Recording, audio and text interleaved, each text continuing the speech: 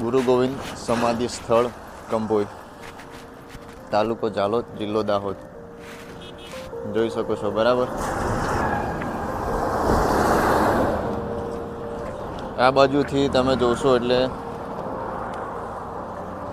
ઇતિહાસની આ બાજુથી આપણે આવીએ એટલે લીંબડી, અને આ બાજુથી આવશું એટલે દાહોદ.